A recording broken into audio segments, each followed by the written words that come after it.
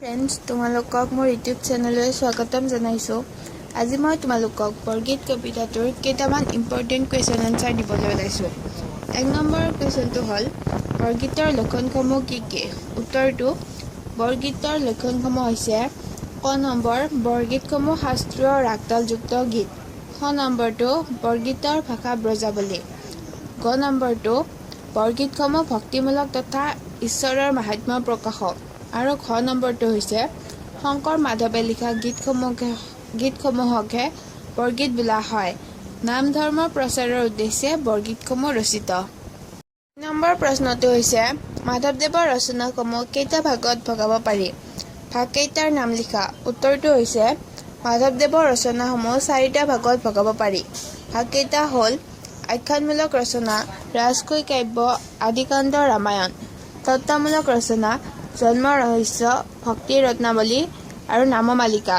নাট অৰ্জুন ভঞ্জন বা দধিমথন, ঝুমুৰা, চুৰ ধৰা, পিম্পৰা কুচোৱা, ভূমি লেটোৱা আৰু ভোজন বিহাৰ।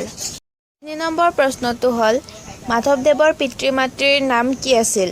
উত্তৰটো মাধৱদেৱৰ পিতৃৰ নাম গোবিন্দগিৰি ভূঞা আৰু মাতৃৰ নাম মনোৰমা। 4 নম্বৰ প্ৰশ্নটো মাধৱদেৱে ক'ত ক'ত ধৰ্ম প্ৰচাৰ কৰিছিল? উত্তৰটো মাধৱদেৱে বাৰাদি, গণককুছি, সুন্দৰীদিয়া, ভেলাডাংগা আদিত ধৰ্ম প্ৰচাৰ কৰিছিল।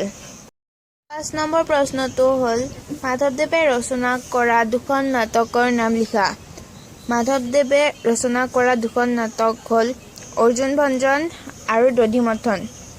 6 নম্বৰ প্ৰশ্নটো মাধৱদেৱে ৰচনা কৰা তত্ত্বগধুৰ ৰচনাসমূহ কি কি? উত্তৰটো মাধৱদেৱে ৰচনা কৰা তত্ত্বগধুৰ ৰচনাসমূহ হ'ল জন্ম ৰহস্য, ভক্তি ৰত্নাৱলী আৰু নামমালিকা। 7 নম্বৰ প্ৰশ্নটো হ'ল শংকৰদেৱ আৰু মাধৱদেৱে কিমানটাকৈ বৰগীত ৰচনা কৰিছিল? উত্তৰটো শংকৰদেৱে 12কুৰি গীত ৰচিছিল যদিও বৰ্তমান 1কুৰি14টা পোৱা গৈছে আৰু মাধৱদেৱৰ ভণিতা থকা মুঠ 157টা বৰগীত পোৱা যায়। ইয়াৰ উপৰি ভাৱ আৰু ভাষালৈ লক্ষ্য কৰি মাধৱদেৱে ৰচনা কৰা মুঠ বৰগীতৰ সংখ্যা 191টা বা 9কুৰি11টা বুলি পণ্ডিতসকলে অনুমান কৰিছে।